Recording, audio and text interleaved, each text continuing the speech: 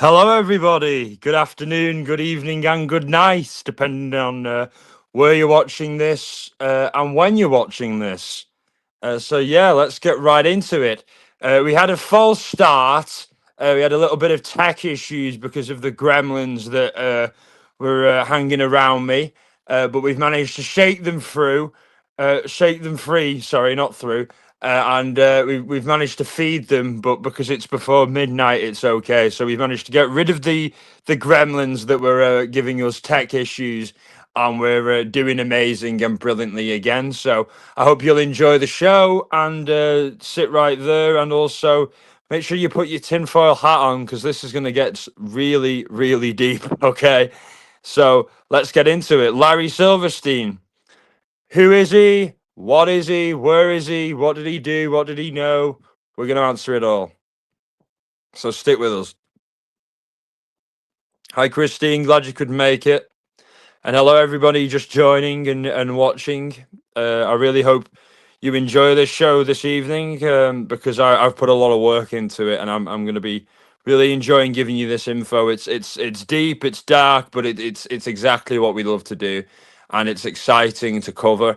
And I've been doing a lot of the true crime and the music as of late, but I think I've been neglecting the conspiracy theories, and I think that there is certainly a place for conspiracy theories, especially in the world that we live in today, where with Epstein, with all these other things that have been uncovered, where the mainstream narrative is no longer blindly accepted by the masses, and we're beginning to question and question even more. So hopefully this conversation about Larry Silverstein will be easier to have now than it would have been in the past, because I think that more people are open to the possibility that the powerful people at the top know a lot more than they're letting on about the way the world works and about world events. So I hope you'll stay with me on that and listen to what I've got to say. Hey, Ambery, glad you could join us. Really glad you could join us, and that's a really nice dog you've got on your profile picture. They're a really lovely breed. I think it's a Rottweiler. I'm not entirely sure. My my eyesight isn't as good as it used to be. But glad you could join us. Yeah, we're talking about Larry Silverstein today, and Larry Silverstein, for those of you who don't know, was born the 30th of May 1931. So the guy's 94 years old, and he's from Brooklyn in New York. He's a real estate tycoon. He founded Silverstein Properties with his father, and and graduated Brooklyn Law School. Jay, opinion on Corey Feldman boycotting Hackermania due to the presence of several confirmed PDFs. This doesn't surprise me at all. I know this isn't related, but I will answer this. That doesn't surprise me at all. I think for all the people who want to criticize Corey Feldman, I think that he was in the movie Stand By Me and the Goonies, so like people want to slag him off for his music and make fun of him for that, but like he was in some of the best films ever. So like no matter what, he'll always be cool in my book. And yes, and his activism against pedophiles and stuff is something to be applauded about. He's got some balls standing up to all the Hollywood predators. But as for him not wanting to go to Hackermania, fair play to him. You got the likes of Kumia and a few other people that will be turning up there. Some of the shit that's been said about them. I don't blame him for not wanting to be associated with that. So yeah, totally in understanding the Corey there. But it probably would have been a bit of fun to have him there. But he does other conventions. If people want to go and see him, he does like 90s con and 80s con and a bunch of stuff. So he's not hard to find. But yeah, you're welcome, Ambery. You're very welcome.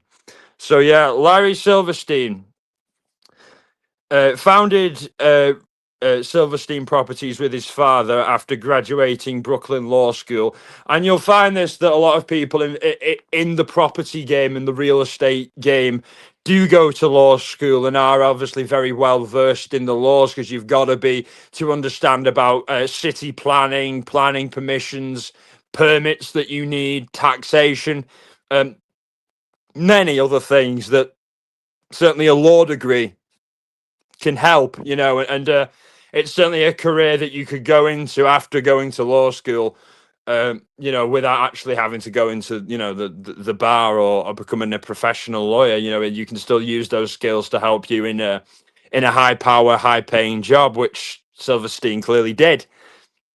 He won the bid. This is his most famous acquisition, shall we say. Um, however, Silverstein had been involved in real estate in New York, especially Lower Manhattan, since the 1950s. So this guy's been around for a long time. Lady K Snaggletooth, keep fighting the good fight, Jay. Thank you very much. I really appreciate that. And he won a bid to gain the World Trade Center's lease from the New York Port Authority in July the 24th, 2001. And obviously, we know what happened in September 11th, 2001. So this is only a few months prior to 9/11 that he gets the lease, that he's able to get the lease of the place. Obviously, with the backing of investors as well. Um, so he gets the lease, and this is a point where he gets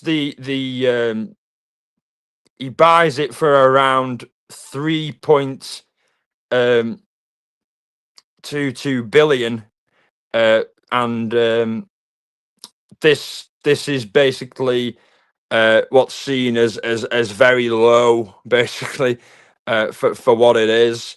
Along with the fact that you've got to consider he was buying a building or buildings that were laced with asbestos, so he would have needed to, if you know the terror attacks of 9/11 didn't happen, he would have needed to in due time pay millions of dollars for the asbestos to be removed from the buildings, to be, you know, up on safety and health codes. However, he never had to do this, obviously because of the World Trade Center attacks, and as a result of the insurance payoff, which he invested in insurance against terrorism when he bought it, or when he purchased the lease, shall we say, on July the 24th, 2001. And now it is already known that, you know, the news reports in the late 90s and early 2000s were saying things like Al Qaeda and bin Laden are talking about flying planes into buildings. And obviously, the World Trade Center had already been targeted via car bomb in 1993. I'm pretty sure it was when that happened, and that did, you know, just minor damage to the parking structure. Uh, did he just buy World Trade Center one? No, he technically never bought it. He bought the lease of those places, but Building 7 he actually owned outright. He bought the lease for like, I think, like 99 years on July the 24th, 2001, and he was leasing those places. However, 7, like I say, was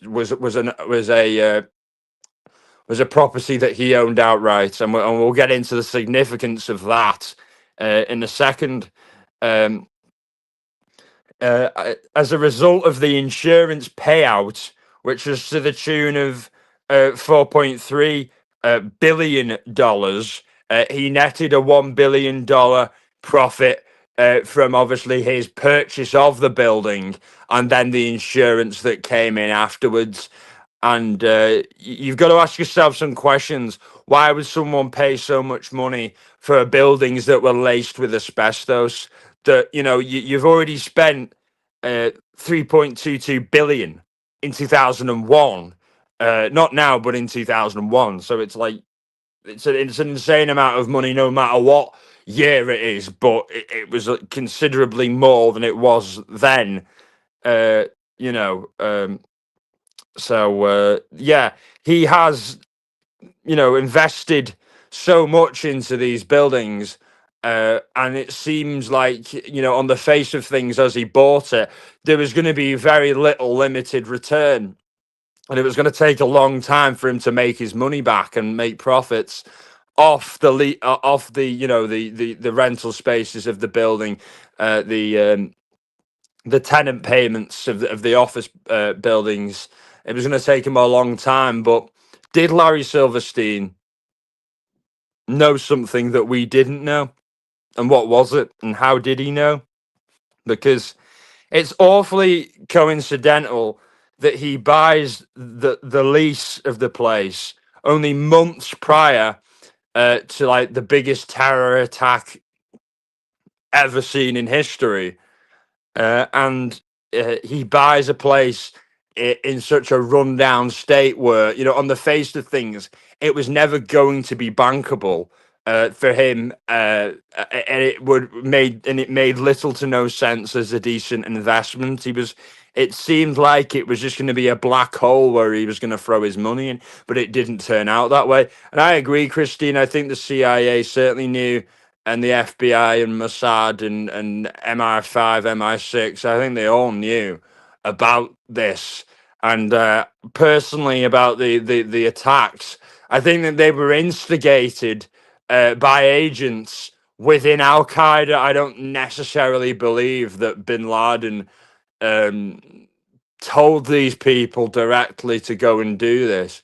I think he may have made statements. I think he may have made statements, uh, in the media and to followers that yes, we're going to hit America and the Westerners hard, and we're going to fly planes into the towers and whatever, probably in passing or as a passing threat, without anything really specific attached to it.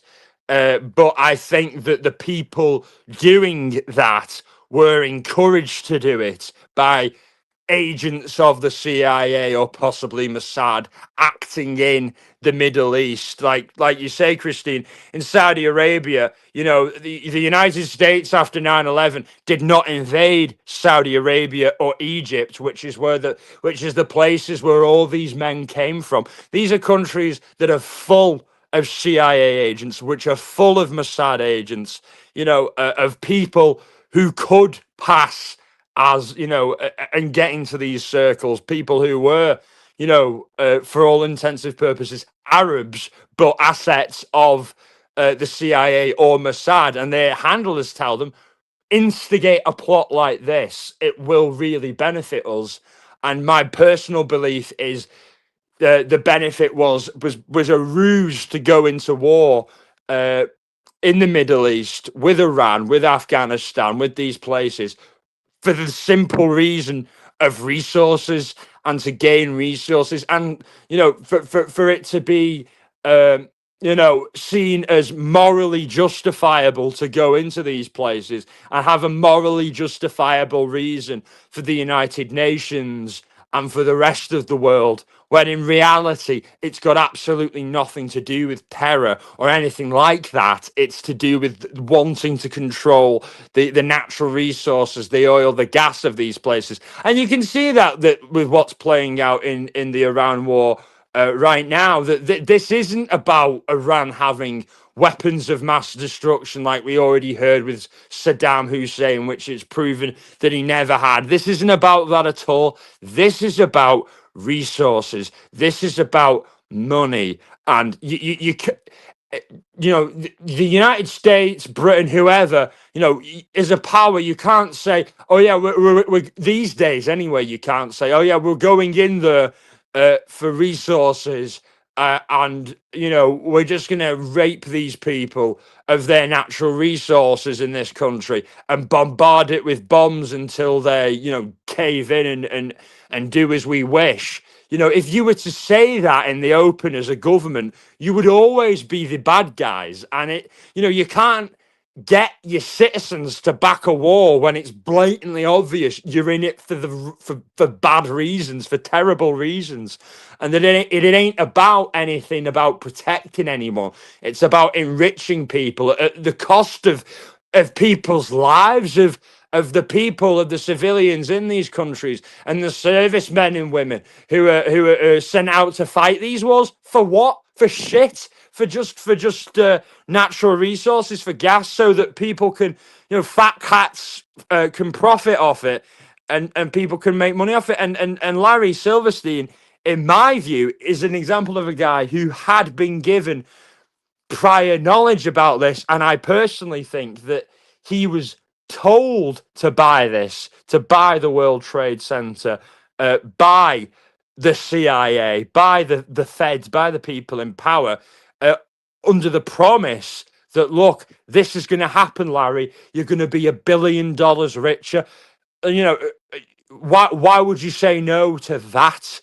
And people in the, not everybody, but a lot of these men in these high, powerful corporate positions, business positions, are psychopaths. But because they have a suit on, and because they're, they appear to be, into philanthropy, into charity work, and into all this, which Larry Silverstein is. It doesn't mean that they're not completely lacking of any kind of remorse or any kind of normal human emotion. And I'm no psychiatrist, but to me, that none of this adds up. Like, for him to be able to, you know, spend all this money on the place, which on the face of it, like I keep saying, would be a terrible investment. This guy isn't a dumbass, Larry Silverstein. He didn't get to where he is as being the main property tycoon guy of New York. Like, probably certainly more so actually than Donald Trump. He's way richer than Trump. He's richer than Trump. And he owns more. He obviously now he certainly owns more assets than Trump. And prior to Trump's presidency, I'm pretty sure he owned more assets in terms of businesses and properties than Trump, and had more money, and has only gotten richer. So Silverstein didn't get to that point by making dumb moves and bad investments. So I personally think that he was a straw man guy of the CIA, and they're saying, look, we can have it with you under your control. And then, because what is Larry Silverstein? He's a property developer. He redevelops areas. He redevelops Lower Manhattan. He redeveloped the meat packing district of New York. He redeveloped several different areas of New York. So, like, what better guy to put in to install as the owner of the lease than a guy who made his bread and butter in redevelopment and building things up again from the ashes. He's the perfect guy to pick. If you're going, right, who can we get to be in charge, so that after it happens, we can have really good redevelopment, and we can actually turn this around and make some money off it. Larry Silverstein, the best guy you can think of in New York, property developer, redeveloper of areas. And that is my personal view as to why he was put in that position, because he was if anyone was thinking about it, logically, the best guy to put in a position for mass redevelopment of an entire city area, which is what he did and which is what he headed. However, it didn't go as swimmingly as they thought it was going to go in the aftermath with the whole redevelopment, because there was a lot of legal tanglings and investors pulling out and various other things. But as I say, the insurance payout of him investing in terror insurance netted him $1 billion. And all the redevelopment that was done never came out of his pocket. The government introduced Liberty loans, which he benefited from, and this, as well as from investors, basically came up with the bulk of the cash. So Silverstein got rich from it, and then even richer because he got cutbacks from the redevelopment that was completed. There's still parts of it that are not officially completed or didn't go to plan fully. However, this is where, again, the topic of him having prior knowledge, like, it really stands out. It really makes you think. Silverstein was known for having breakfast every morning at the Windows of the World, which is the restaurant that obviously people who remember the old World Trade Center will know that they had the restaurant at the top, the Windows of the World. And he would go there every morning before his meetings, and even have meetings in the place. And for whatever, for this, well, for whatever reason, the day of 9/11 fell on a rare appointment with the dermatologist, which is, how coincidental, and he's not the only guy who was very, very powerful to have mysteriously, not really mysteriously, but, spontaneously had either a doctor's appointment or some kind of commitment or something that kept them from attending work that day in the World Trade Center. And there are many, and these are all people who are heads of companies, power players in the business world. They didn't turn up that day, but the ordinary office worker, the security guard, the janitor, those are the people who didn't get the prior warnings. Those are the people who died. And I think I don't believe that it's just coincidental that Silverstein had on the day of 9/11 a dermatology appointment. And I think that was certainly arranged and planned in advance to give him a good alibi. But I think he knew that this was going to happen. I think he was told this was going to happen. And this was his way of having a decent excuse as to why he wasn't following his daily pattern on the one day where it could have killed him. Coincidences happen, but not ones as mammoth as this. First you've got him buying it a couple of months before the whole thing happens and knowing to invest in terrorism insurance when this is at a point where, terror attacks, obviously in America, the in a big sense, are nowhere near as frequent, thankfully, as people may think that they are. A lot of them are thwarted as well, thankfully. But this was at a time as well where, there wasn't really a lot of terror happening. Of course, there was warnings about Bin Laden and Middle East stuff, but I think the majority of the public didn't take that as seriously as they really should have done. But I think that Silverstein's inside information made him privy to the fact that this was going to go down. And like, as I said earlier, his background in redevelopment made him the perfect figure to be a figurehead of the redevelopment of this area after the attacks took place. And I think that there's a lot of issues where people think that, just because you think that that 9/11 wasn't as it was presented to you, or as the mainstream media would tell it to you, that it was a complete controlled demolition. And I don't necessarily think that that's true. And a lot of the times when there are terror attacks that are instigated by the government or operatives of the government aren't doing it themselves. They just get other people to do it who believe that they're, following the cause or doing what's right in their eyes, and that they don't know that this whole thing is being, set into motion by the very people that they're trying to attack. And these types of operations by the intelligence services have been done before, using, agents inside of groups to instigate attacks that the government know about and can use and manipulate to their own advantage. There was even talk during JFK's presidency of them flying planes into buildings and blaming it on Cubans as a means to gain public support for and international support for an invasion of Cuba. So and this is declassified documents. This was suggested by the intelligence agencies, by the CIA.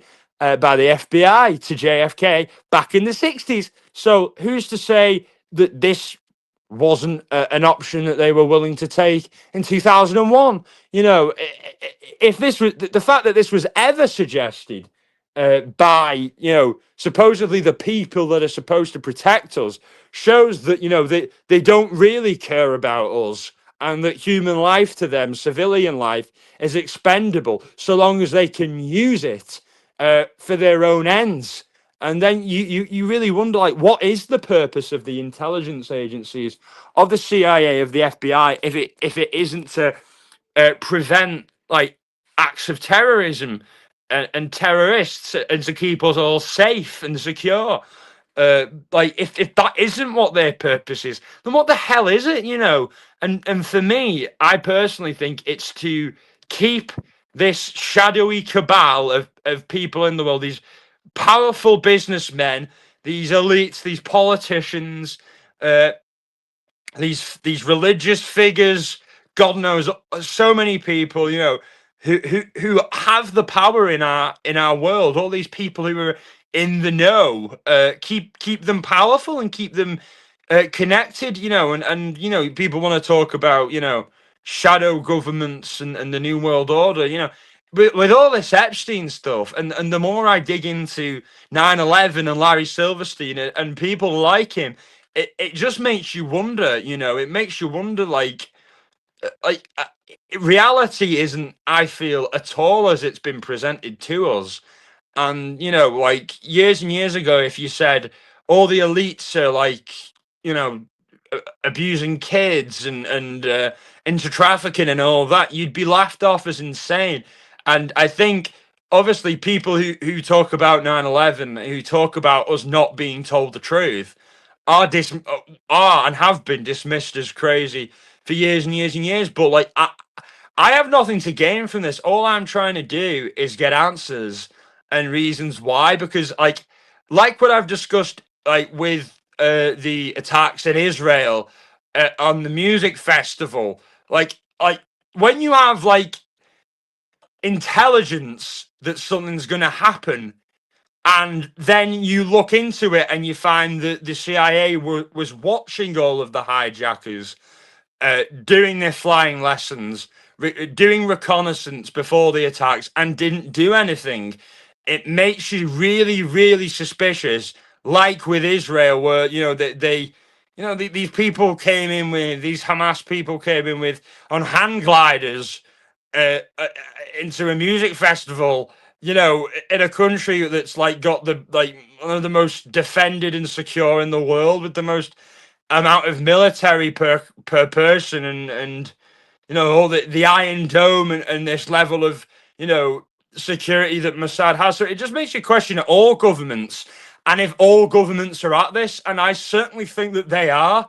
I've seen it in cases in Britain, America, and Israel, and all over the world, where these intelligence agencies, who are supposed to be preventing acts of terror, allow them to happen, knowing that they can manipulate them and use them for their own benefit. And the people who suffer are the civilians, are the ordinary men and women, people like you and me, who aren't in the know, who don't have friends in high places, who aren't Larry Silverstein, who aren't all these important people who get to be in the know.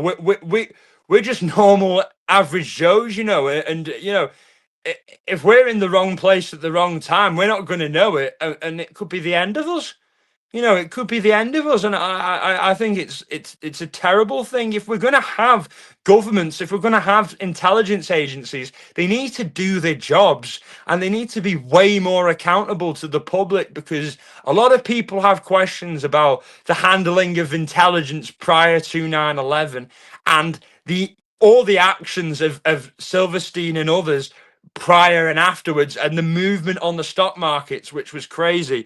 You know, it certainly suggested, you know, actions speak louder than words. Okay. And Larry Silverstein's actions, and the actions of many other investors and high powerful people who were based at the World Trade Center, speak volumes to me.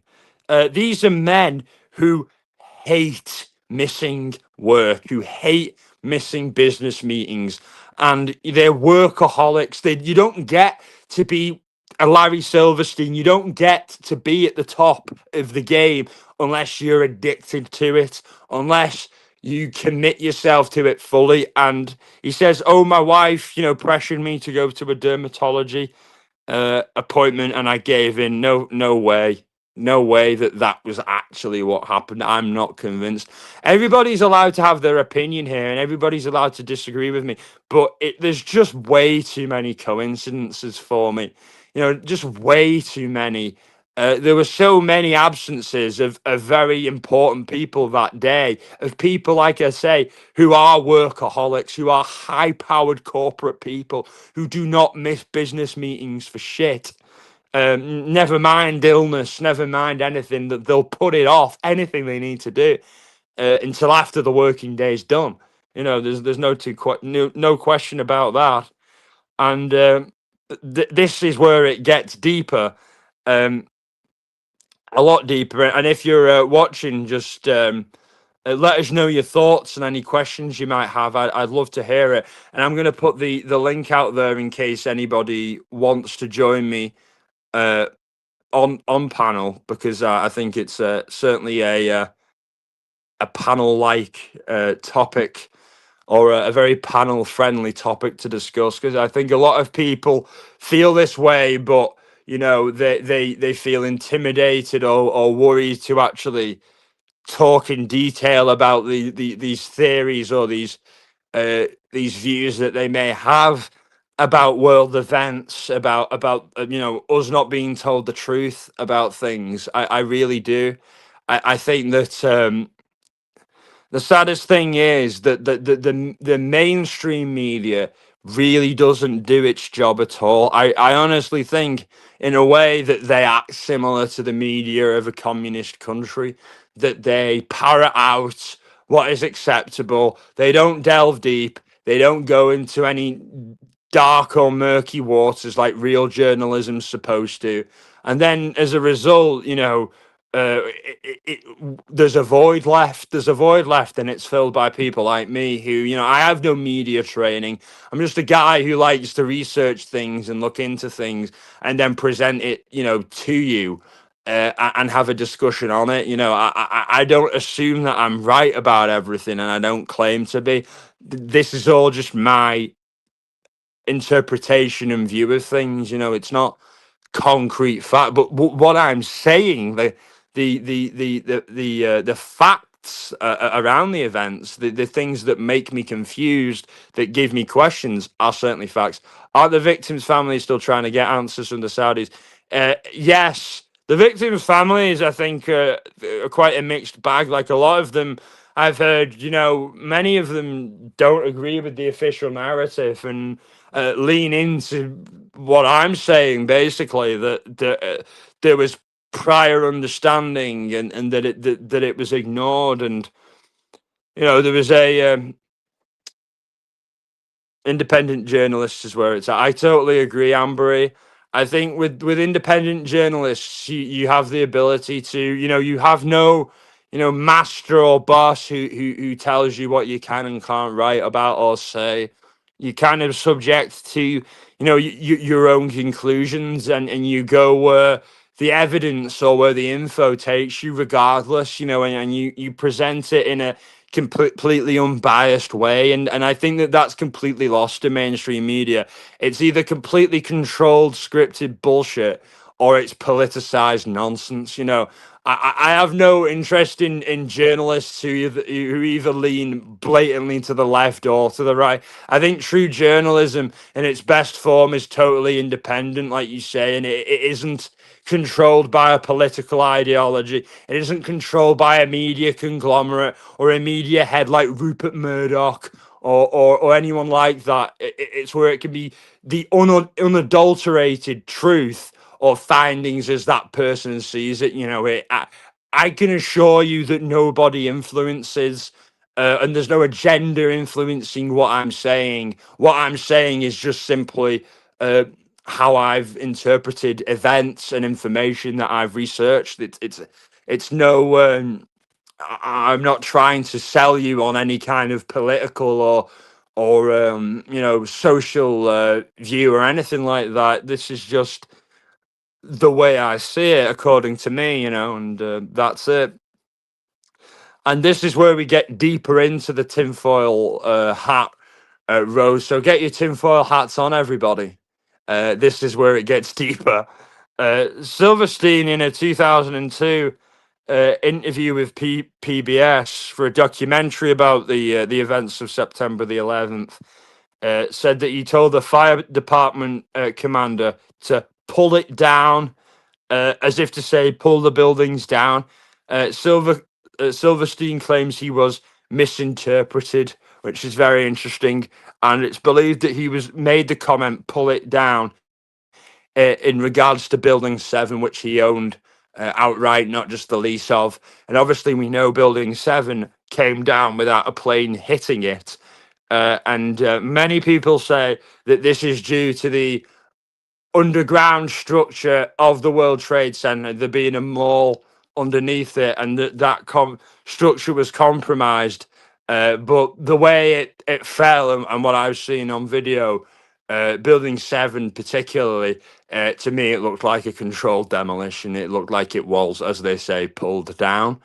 I certainly think that of the Twin Towers, obviously, I don't think that there was explosives in the Twin Towers. I think obviously, like everybody saw, planes were flown into them. However, with Building 7, I think that there were explosives planted in the basements, and that it was leveled to further enhance Silverstein's insurance claims, as well to maximize the destruction, and so that the entire area of the World Trade Center could be, removed and then rebuilt again without the asbestos. All the asbestos goes, obviously, because it's been demolished, and with all of that insurance money, so that Silverstein's $1 billion richer for keeping his silence. Well, didn't keep it too well, did he? Bit of a loose lips type of dude. I'm sure he regretted that interview. Oh my god! And but Silverstein, $1 billion richer, should I say? And now he has, then he'll get additional work and additional chances to make money from the whole entire redevelopment of the place, of the whole area, which again wasn't redeveloped with that money that he gained. It was all from the money of investors and from Liberty bonds that the government basically awarded Silverstein in the aftermath of 9/11. So where basically he did it all without losing any money or incurring any costs, the rebuilding. And of course, there are still aspects of the rebuilding process that are still not finished yet, which is to do with investments and him not wanting to spend his own money but expecting other people to, and him becoming rich and richer beyond anyone's wildest dreams off a tragedy. We talk about tragedy pimps on YouTube and on true crime and Kramer and whatever, but Larry Silverstein, my God, he puts all these supposed tragedy pimps on YouTube to absolute shame. The guy earned $1 billion from the biggest tragedy in my lifetime or anybody's lifetime who's around now. It was unprecedented. More people died in those attacks than died in the entire war in Ireland that lasted from 1969 to basically 2005. So it's that matters. That really matters. And obviously, Amber is a New Yorker. Glad you could join us. And you're closer, way closer to this than I am. You would have been there when not necessarily the city, but the state when it all went down. And it's just absurd to me that this guy can, make, as I've said earlier in the live, Amber, and I'll make this point again for you. Larry Silverstein bought the lease in July of '01, and then it all goes down in September of '01. Uh, he bought the lease in the Port Authority, and they were asbestos laden. He would have had to fork out millions, maybe even billions of his own money to clean up all of those buildings so that it would be up to code. And then whoop-de-doo, they all get demolished by a terror attack, which he's already invested a lot of money in insurance against such eventuality. So Silverstein's $1 billion richer from the insurance and no more asbestos problem. And it's just, exactly. It's just a coincidence, Jay. Exactly. It's just a coincidence. All of these things are coincidences. It's a coincidence that Larry Silverstein had a dermatology appointment the day of 9/11 and missed his everyday ritual of having breakfast at the windows of the world before his meetings. Yeah, it's just a coincidence that all of this happened. It's just a coincidence that people from JP Morgan and God knows how many other firms didn't show up for meetings that they had already planned well in advance before the day. It just doesn't make sense. I am there's a hi ATS fellow Amber. Yeah, we've got two Ambers in the house. Everybody watch out. Glad you could join us. I'm glad everybody's here. Yeah, we had a bit of a false start at first. My intro music wouldn't work, and then I didn't think people could hear me, so I had to restart the whole $2.5 billion, Rich. Yeah, the two policies of the two buildings, yes, and also seven. So it builds up, and then also if you consider the money that he's made from this cut of the redevelopment, which, like I said, all of that was paid from Liberty bonds and from private investors. Silverstein himself didn't pay a penny from his own pocket to redevelop that area, although he's been laundered with the praise as if he did that. It's complete bullshit. This guy is an an evil dude.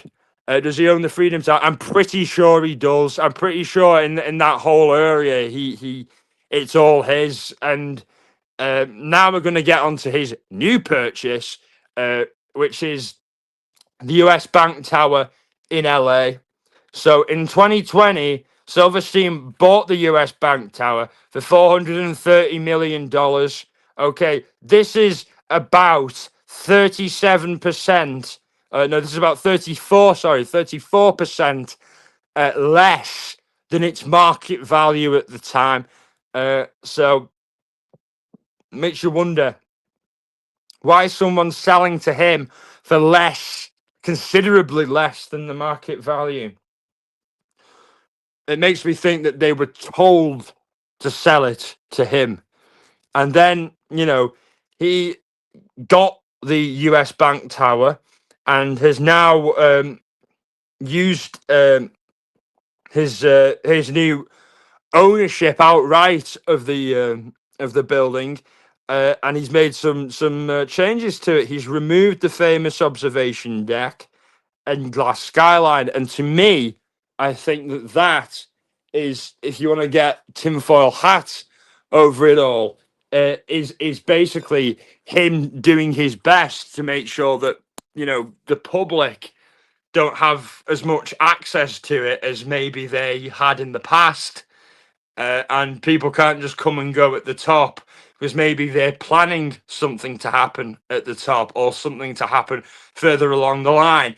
Recently, Silverstein invested in terror insurance for the towers, just the one tower, the US Bank Tower in LA.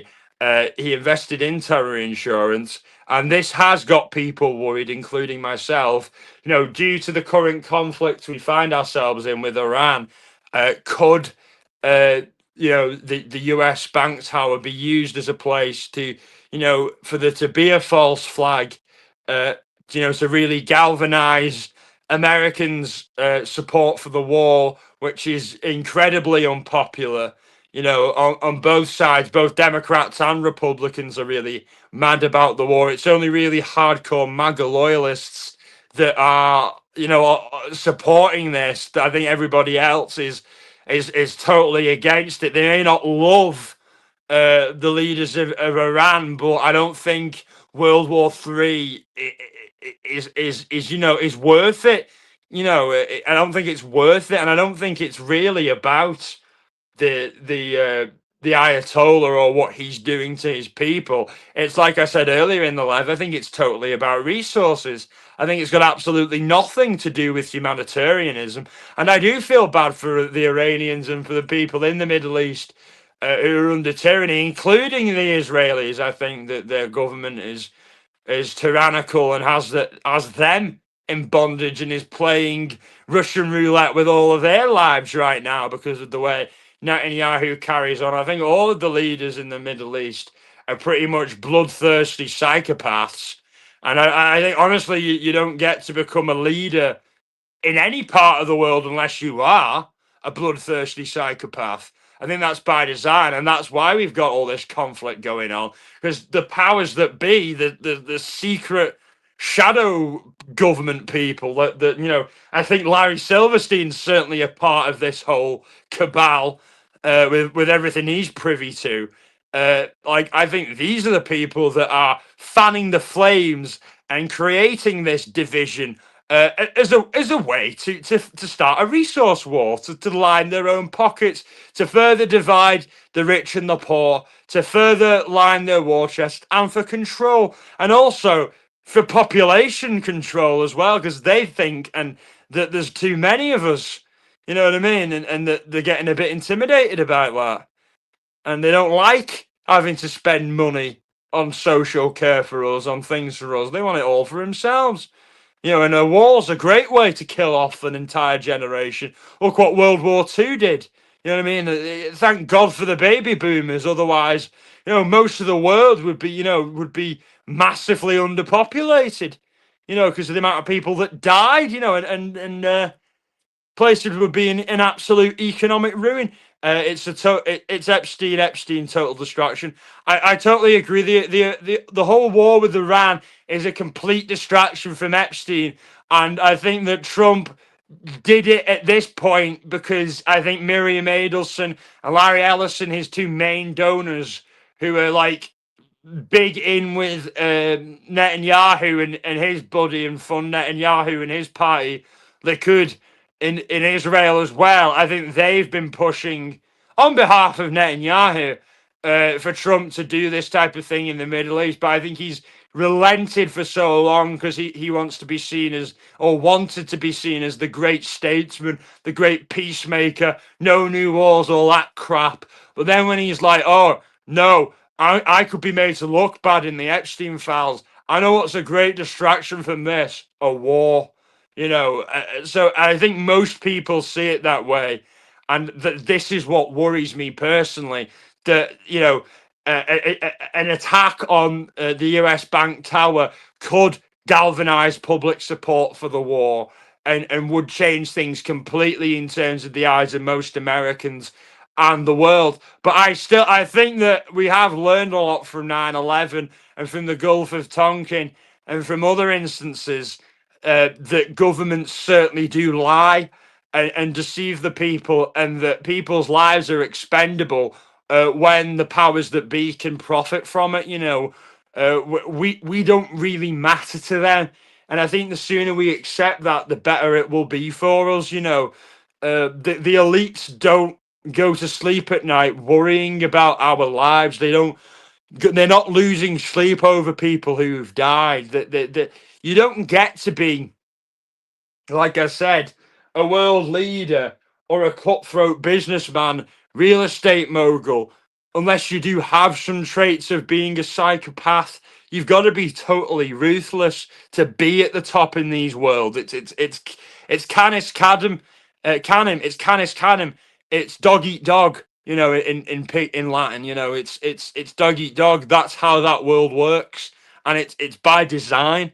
It's so that the people who are the movers and the shakers have a particularly disturbing psychological disposition to them, which make them able to be, to be involved in potentially, these horrific, instances, these travesties, these complete miscarriages of justice, where they know, we don't know, they benefit, we suffer.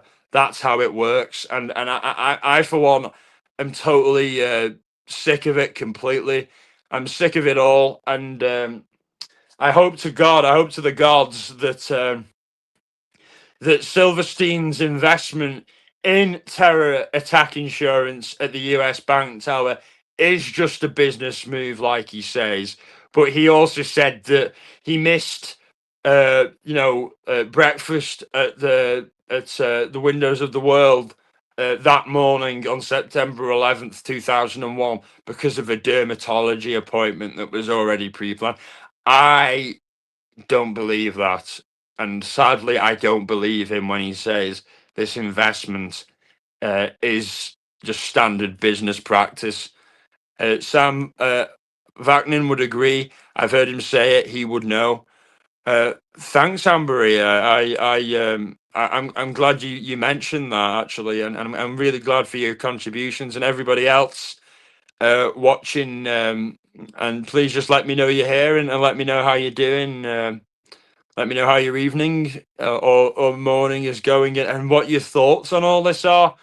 I think that the more and more people that become open to these concepts and open their minds, I'm not asking you to believe me outright. Like, go and do your own research. I'm all of my sources everywhere, everything where I'm getting all this information from is completely verifiable. That these are facts that I'm stating about Silverstein, and about him missing work and his terror insurance. But it's up to you to form your own conclusion as to whether these all are coincidences, whether I am overthinking it, and or whether I'm not. And in my heart of hearts, I don't believe that there are this many coincidences that happen. I really, really don't.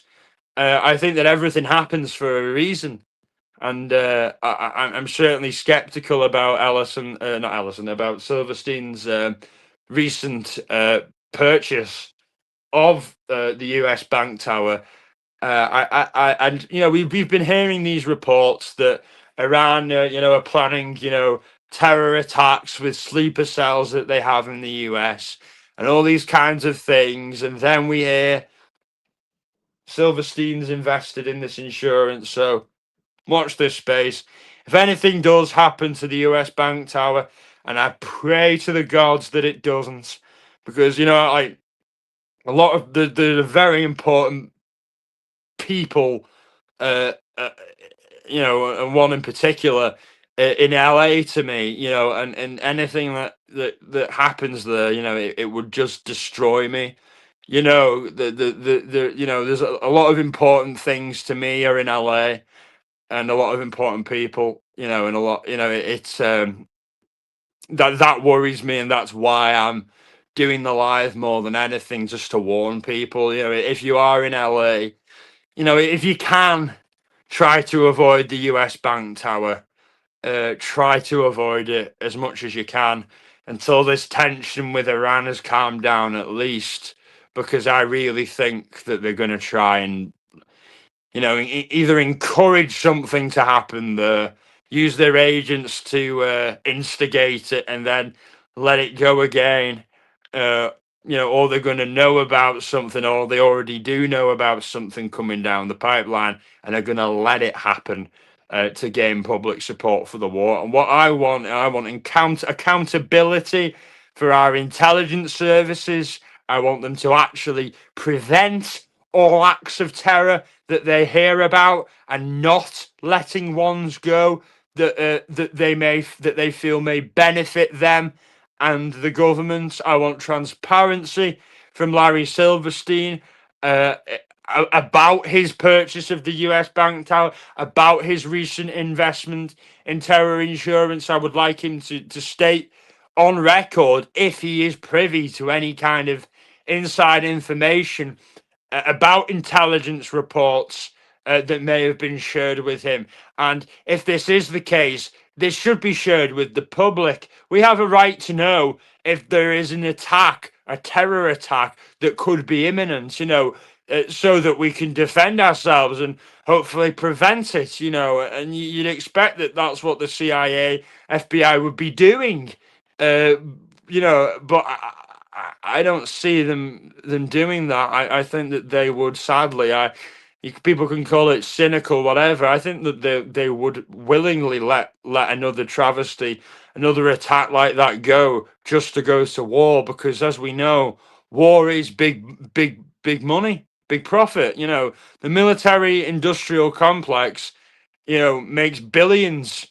It rakes in billions, and there are a lot of people who will do what they can to create war and to create conflict. And obviously, like we discussed earlier, with the whole resource wars, Israel, America, Britain, the West wants to get its hands on all that oil in Iran and the Strait of and Hormuz and all these other countries, and control them so that we can milk them for all their resources. It's got nothing to do with, I think, freeing the people, so to speak, and bringing democracy to them.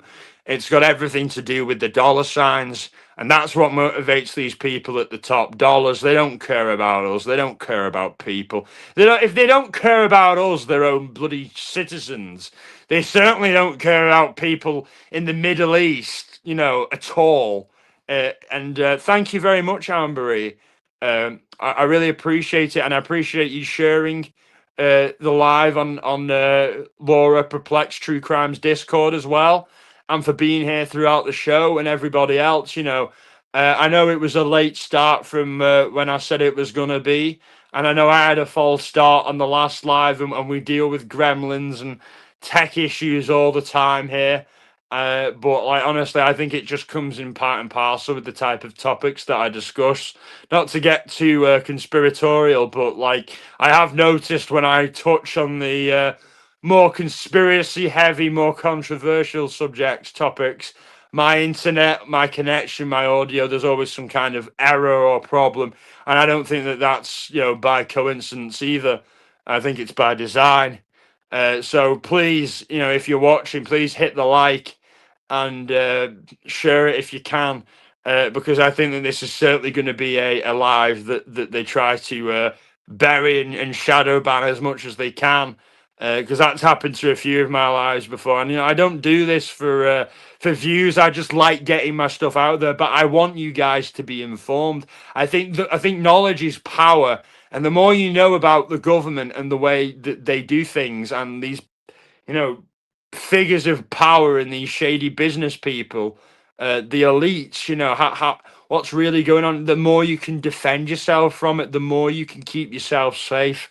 And that's what I want for all of you, and that's what I want for the average person. I want us to be safe, to not be dragged into more needless wars. I don't want any more terror attacks. I don't want people suffering like they have done for that. The generational trauma attached to 9/11, and then attached to the further wars that happened Iran and Afghanistan, all the PTSD, all the trauma, all the unhealed wounds, all everything. That's something that you wouldn't wish on, your worst enemy. And this is a collective trauma that was felt by multiple nations, multiple peoples, and it's just a collective sense of just misery and suffering. And we as people should do our best to try and prevent suffering as much as we can. But sadly, I think that the people in positions of power and their lackeys, the likes of Larry Silverstein,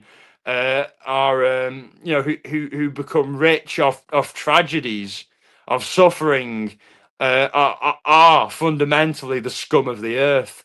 And I don't think just because someone's rich it makes them evil.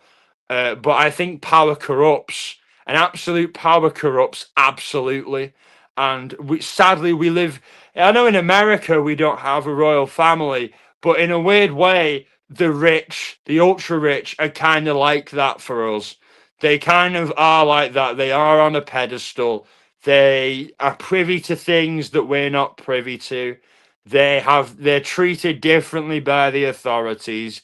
So in a way, America does have a kind of aristocracy, royal family, whatever you want to call it, but not in name.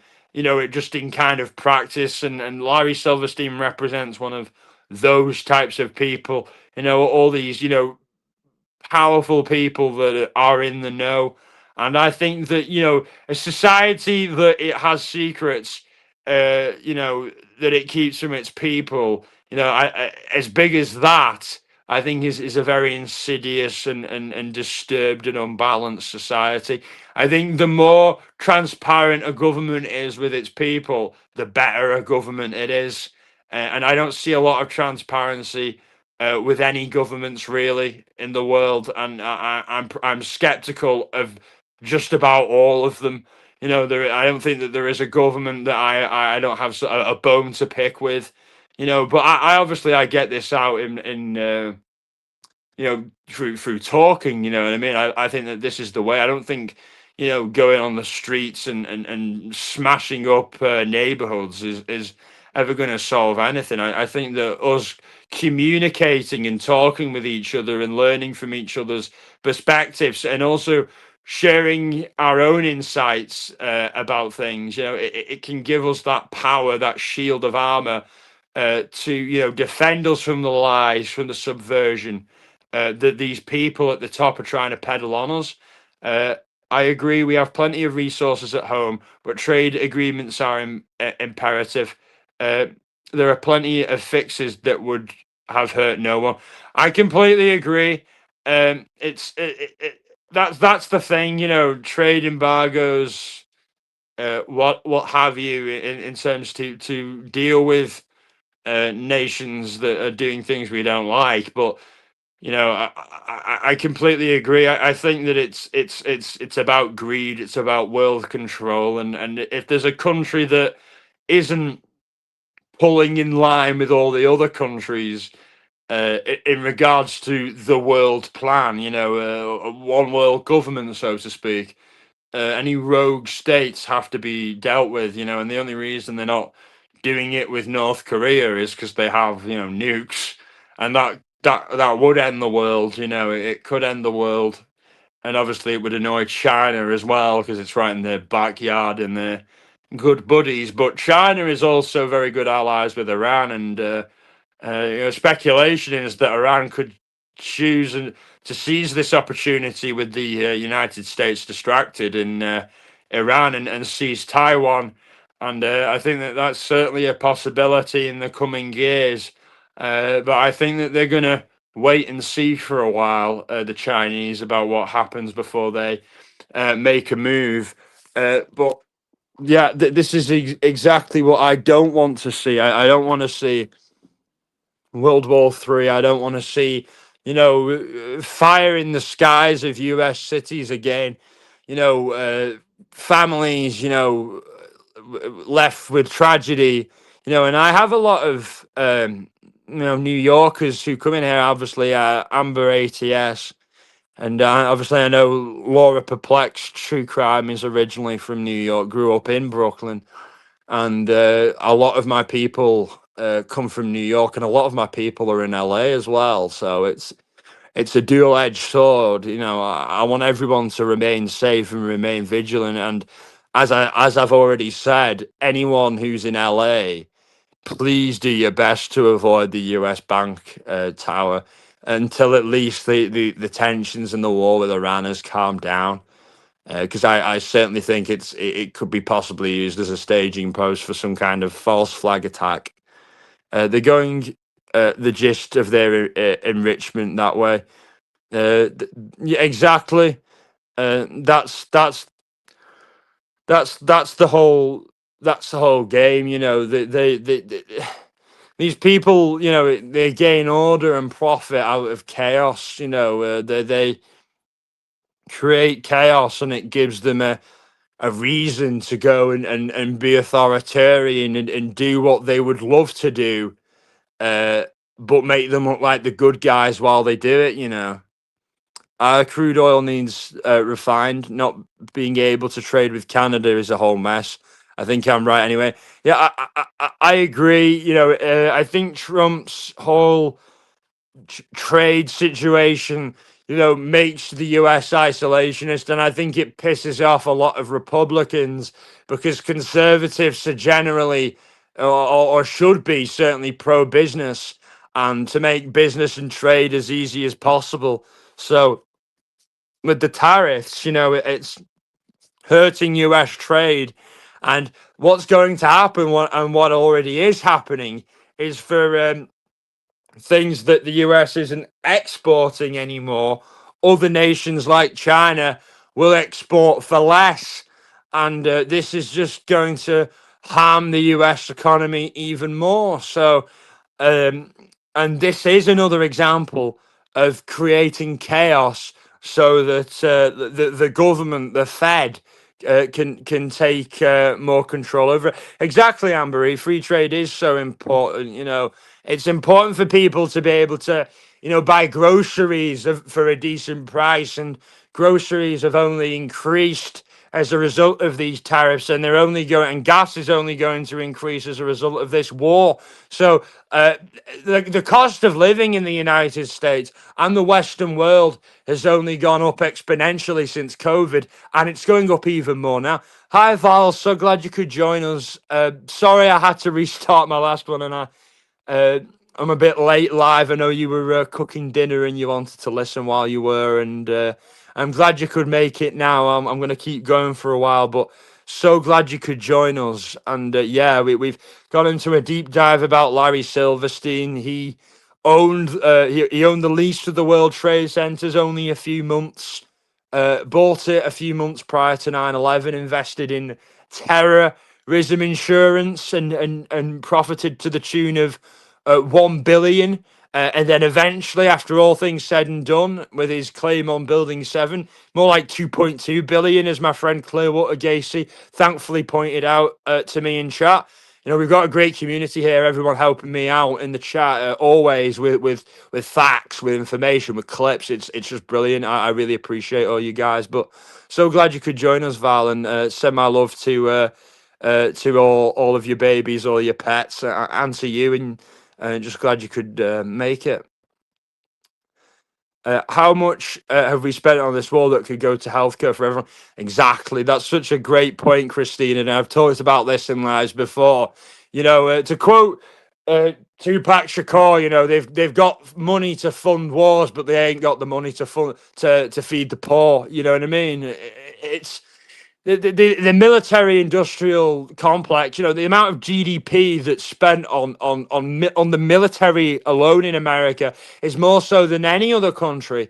It's absurd. It's a ridiculous amount of money. It's billions. America's economy is more than strong enough to be able to fund universal healthcare for all of its citizens and pay for free college. Can you imagine a United States where the people don't have to worry about healthcare? And I know, a lot of people in this chat, and I know uh, everyone has to deal with health issues. But like from people close to me, from what I've heard, it's like some of these doctors' bills are insane. Take care, all. I'll catch the rest later. Oh, great, Ambery. Thank you so much for joining us, and thank you so much for sharing out the live and being so interactive. I really appreciate it, and I hope you can catch the replay and of what you missed. Because I was going to end it, but now that Val's joined, I'm going to keep it going for a while. You've given me a second burst of energy, Val. Thanks for showing up. But I think it's completely plausible that we could easily fund healthcare for everybody, and mental health services. It goes without saying.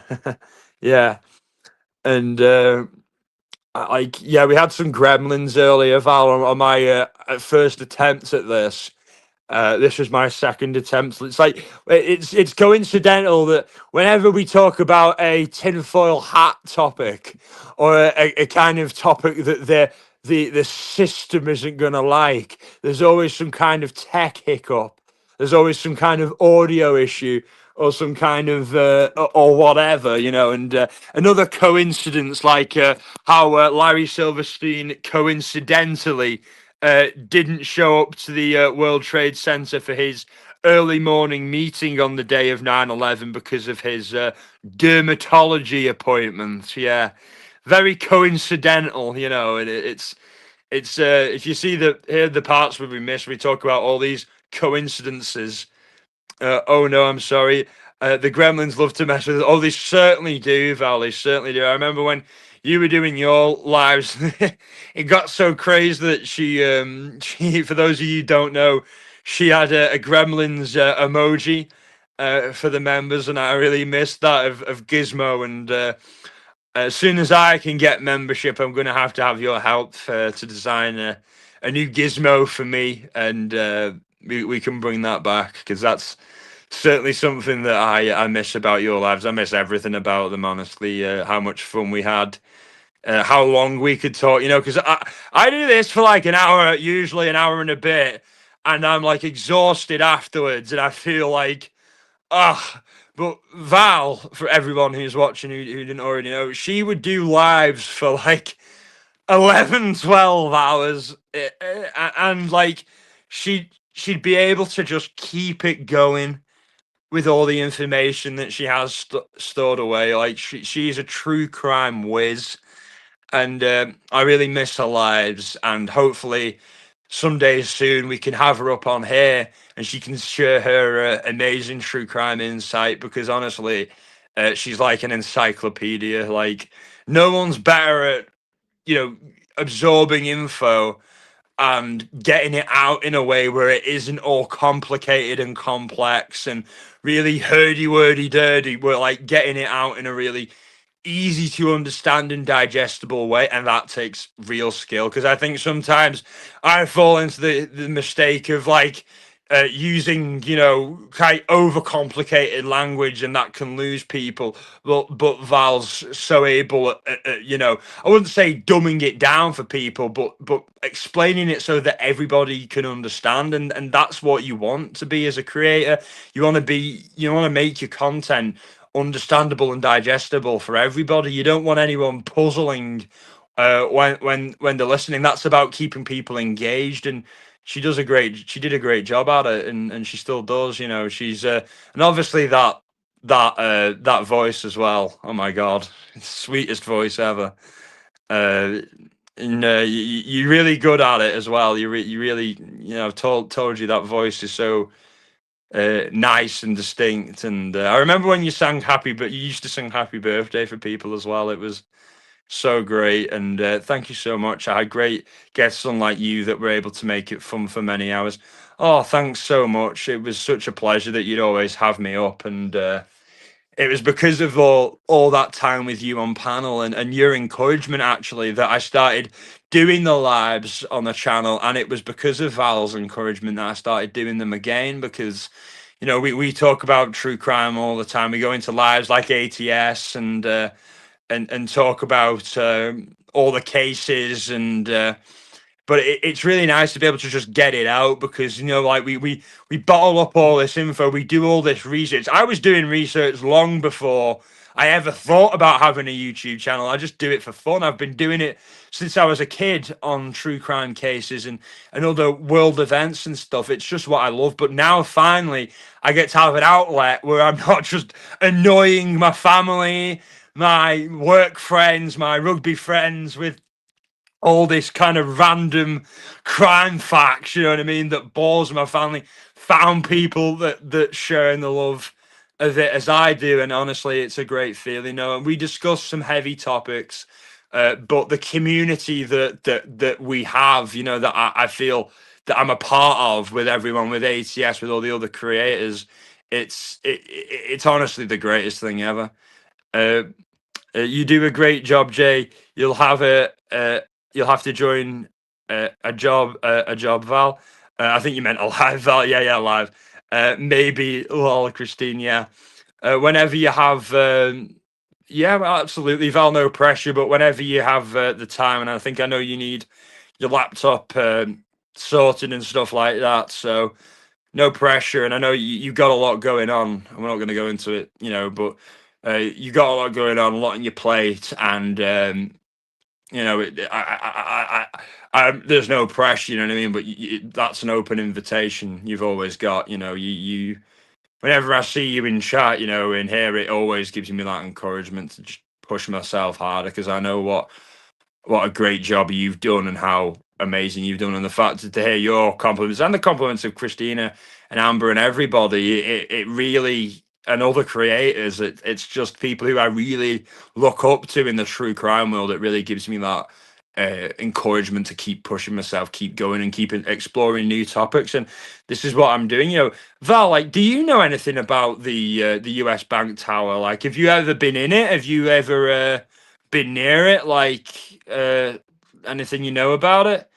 And as I'm waiting for your response, I'll discuss some other things about Larry Silverstein.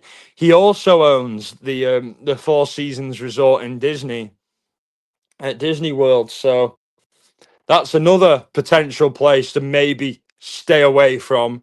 And he's also invested in terrorism insurance for that, So like people would think, oh no, they'd never hit a place like Disney World with kids, you know what I mean? Like, of course they would.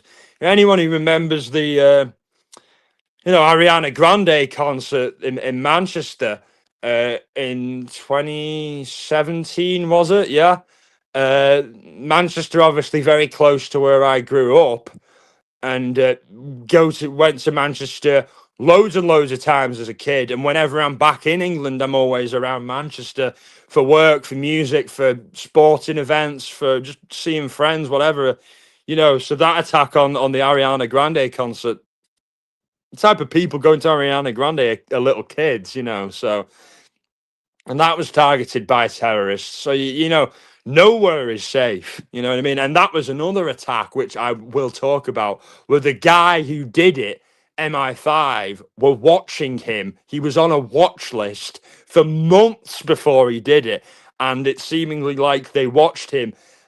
Similar to 9/11, they watched the guys prepare for it all and do it, and did absolutely nothing to stop it.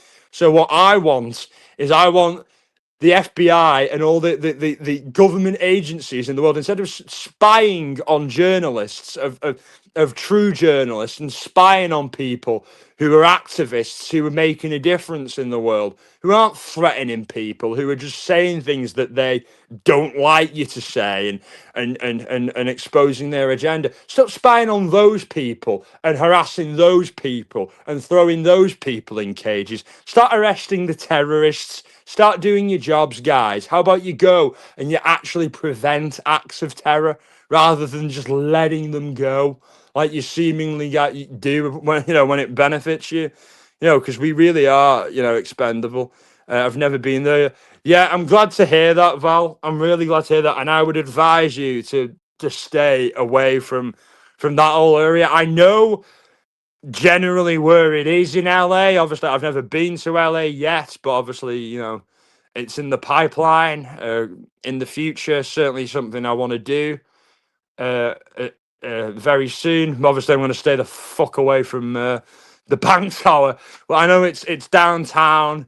I only know this because I've played Grand Theft Auto 5, and that's mapped, modelled after LA. So I know the geography of LA, despite never having been there, pretty well. And in Grand Theft Auto 5, it's not the US Bank Tower, it's the Maze Bank Tower. So like when I saw the building when I was doing research for it, I was like, oh, it's that building, yeah. And as far as I know, it's the biggest building in LA. I could be wrong, but certainly in the game Grand Theft Auto 5, it's the biggest building. So I'm assuming they got it right. You know what I mean? 'Cause there was another big building, they'd have put that in the game too. Um, but yeah, I think I know everyone says, but yeah, it's kind of like a segue that I say. It's a bit of a catchphrase, but yeah, I guess it's better than going in between of sentences. You know what I mean? Um, I've heard that too. Yeah, it is so. So like, because it's another iconic building. It's seemingly like the most like. I mean, I can't really say this, but to me, it seems like the most iconic skyscraper in LA. And I love the design of the building as well. It's really unique looking.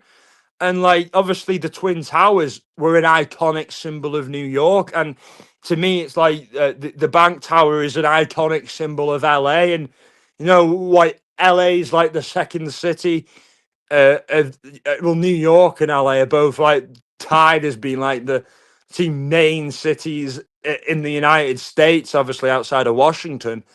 Uh, it's like this is where the most media attention is going to be if there is something. They're not going to do it in Dallas or Fort Worth. They're gonna do it if they're gonna do something big. They're gonna do it in LA or New York, in places, mass population centers where there's multiple, world media outlets, because that's what it's about. So my advice to everybody is be careful. Don't believe what they tell you. Always be always scrutinize and be skeptical of people in power and in authority, because that's their job. The founding fathers, uh, their whole ideal for America was that the leaders were always at the mercy of the people, not the other way around. But nowadays, sadly, I think that their original image for this great nation, uh, in what they envisioned it to be, has been lost a long time ago. I think we are now subject to the wishes and the whims of the leaders, of the elites, and that it's no longer of the people, for the people, by the people. It ain't like that anymore. It certainly, it stinks of world government. So yeah, thanks so much for joining us, Val, and I hope you have a really nice evening. And I'm going to start to wrap it up now. But some last couple of facts about Silverstein is um, he's got no sign of retiring. The guy's 94.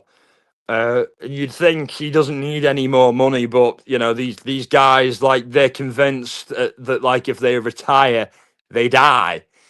And in the business world, there are certainly a lot of these guys. I don't think Donald Trump is ever going to retire after he leaves the White House. I think he's going to keep being Donald Trump, the businessman, until he dies. These guys are never going to quit it. And I think that there's something really wrong with people who can never just say enough is enough in regards to materialism and material wealth.